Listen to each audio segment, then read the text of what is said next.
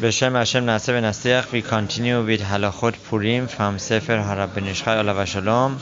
This shiur is dedicated for Ilui Nishmat Kol Niftarei Israel, especially Benjamin ben Yehoshua. Halacha Yudchet Olav Shalom. Omrim al Hanisim Batefila Birkat Hamazon Beyom Yud Daled Davcha. That on Purim, at night or during the day, we add a section called Al Hanisim, right? That refers to the Nisim, the miracles of Purim. In the quiet prayer, Tefilat Nachash, as well as in Birkat Hamazon, right? Al Hanisim. That is on the day of 14th of Adar, right? When we say day, also includes night. So as soon as it becomes nightfall, right, and becomes Yudalet, that's when we add this Al Hanisim. Aval lo beyom tetvav, but not on the 15th of Adar, only on the 14th. Ve'afilu maqom shegorin hamegila betetvav, mishom safech im hayta muqefet choma miyom Yehoshua im kol ze lo yomeru Al Hanisim. Even in those cities that they recite Megillah on 15th as well, they recited 2 days, still they cannot say Al Hanisim on 15th. Al Hanisim is only on 14th. But Tefillah Birkat Hamazon, whether in the Tefillah Nachash or Birkat Hamazon, they don't say it.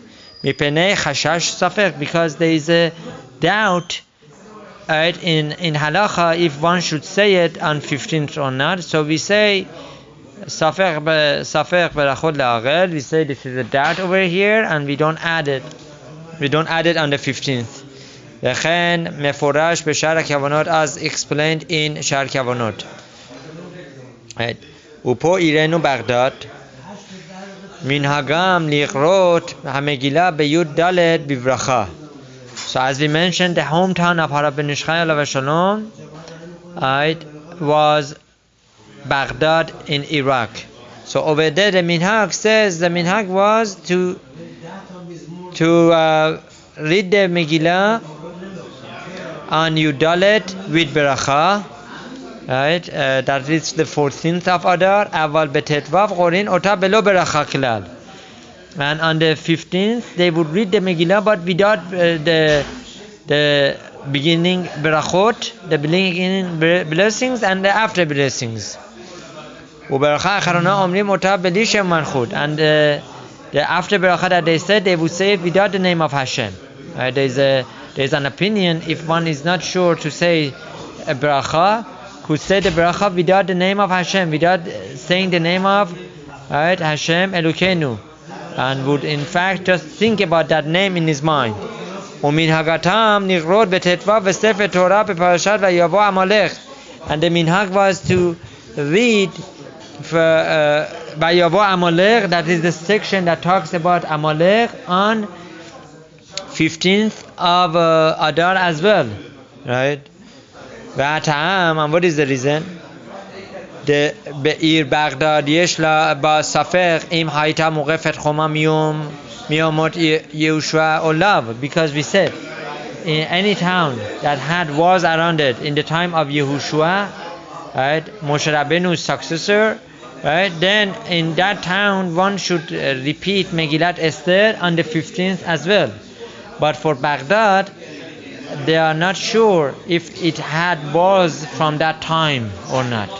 So in order to fulfill that doubt, one would read the Megillah without the blessings beginning or after, and would just say the blessings after without the name of Hashem.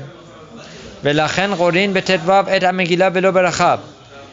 ומקדם ומדקמת דנה היה מנהג פה עירנו לומר על הניסים ביום ט"ו בתפילה וברכת המזון, אך הרב הגאון עטרת ראשי מורי זקני רבנו משה חיים ביטל המנהג את אמינat הניסים. Now, there was a minhag at one time in Baghdad to say Al Hanisim on the 15th as well.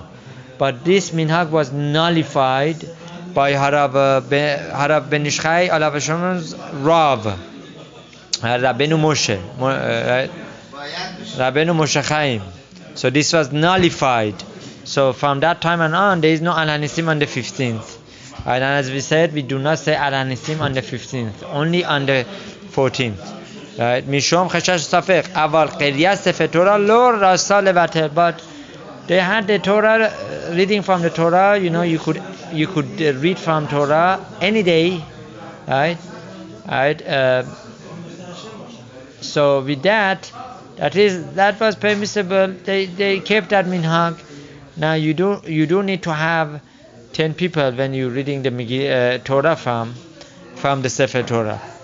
Then kan cheshash beracha levatala, because when you have 10 people and you want to say you want to read from the Sefer Torah, there is no problem of beracha levatala. The beracha is good. It's not beracha, blessing said in vain. Berachen ata en omrim ananesim po irenu baghdad ella rag beyom yudalet bilvad veimshachach velo amar en machasirin oto. Now therefore, it says, concludes Harav ben Ishchai, that we do not say Al Hanisim on the 15th. Now, if a person forgot to say Al Hanisim on 14th, right, he does not need to repeat the Tefillat Lachash or Birkat Hamazon. There is no need to return and repeat it. Ela b'tefillah omer achar Elokai Nesor. But if a person forgot to say Al Hanisim by Modim, is in the section of Modim, right? If he forgot and he's not over with his tefillah, he can add, right, in his tefillah of Elokai Nesor, that is the end of Lachash. What would he add? He would add Nodeh Lecha Hashem Elokeinu, right? That I thank you, Hashem. I'm thankful to you, Hashem, my Creator, Velokei Avotenu, and the Creator of my forefathers, Al Hanisim, right? On all these miracles, and then he goes on, Al Hanisim, Al Purgan, Al Geburot, right? Ubebirkat Amazon Yomar Achad Siyom Aberachot. And if a person forgot to say Al Hanisim in Birkat Hamazon, that Al Hanisim in Birkat Hamazon is right early on in the beginning. If he forgot to say it, he can add it in the Harachman after the Berachot, after the Bonei Yerushalayim. What would he say? He would say Harachman Yaseh Lanu Nisim Keshem She'asa Le'avotenu Bayomim Hahem Bazman Hazeh. Right, that may it be your will, Hashem, to make miracles for us, just like the miracles that you did for our forefathers back then, Bimei Mordechai, right, in the times of Mordechai. And he goes on with the rest of the text. Okay, one more halacha here.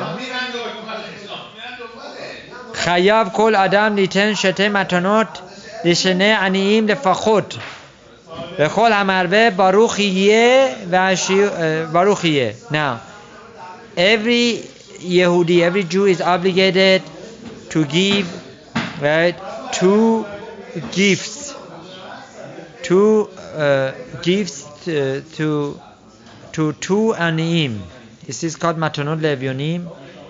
Gifts to two who? Two poor people, at least. Right? And the more you give to the poor people, it's better.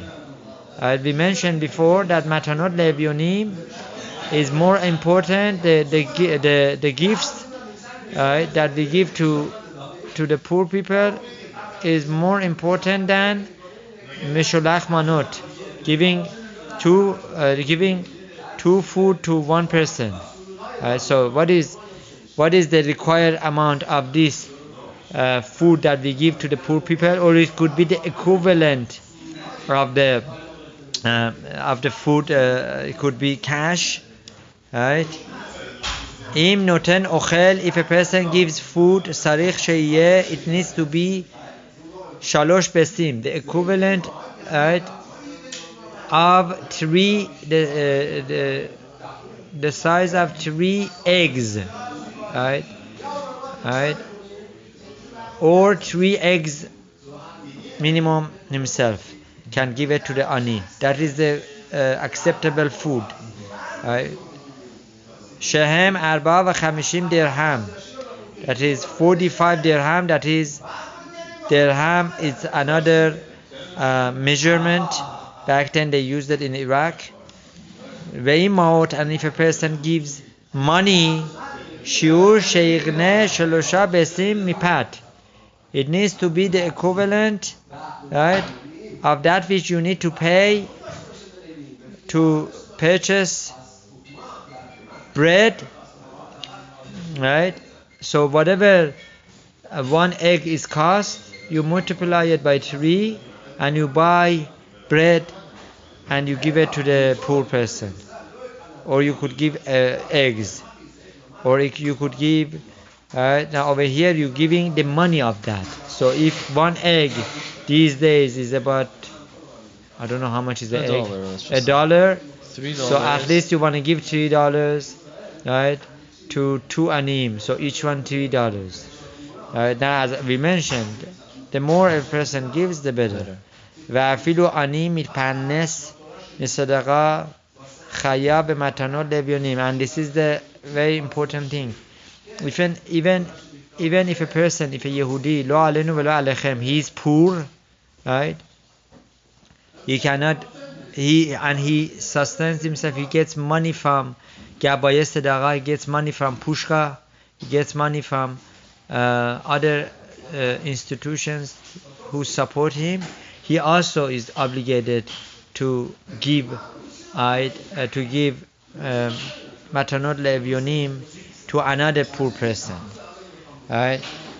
And according to Peri Chadash, he is exempt.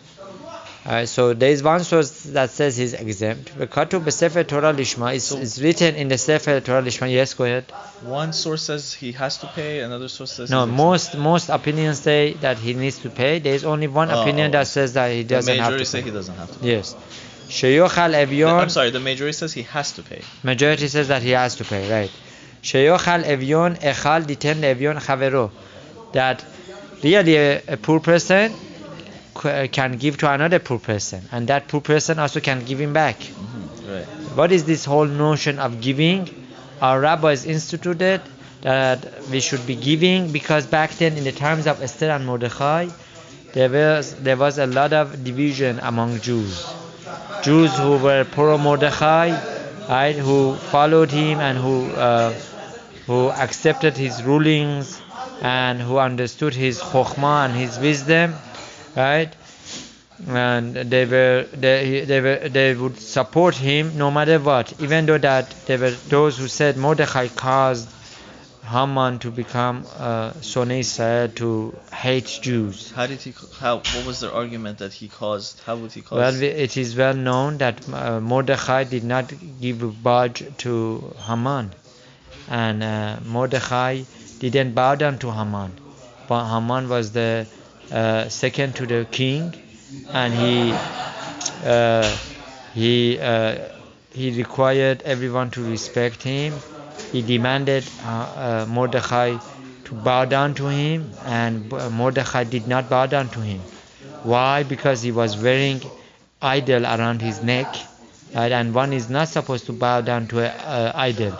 And not only that this was so known that Haman was Mordechai's soldier one time, and his life was saved by Mordechai, so he was considered to be his servant forever. And a master would not bow down to a servant. Master was Mordechai, and the servant was Haman, right? And this would be a bad impression. You don't bow down to a person. You only bow down to Hashem. So many Jews said, look, this is all that came through Haman, and all the decrees was because of Mordechai. They didn't know this wasn't because of Mordechai. They didn't know that this was Hashem that was running the show, all for the benefit of Yehudim Jews, right?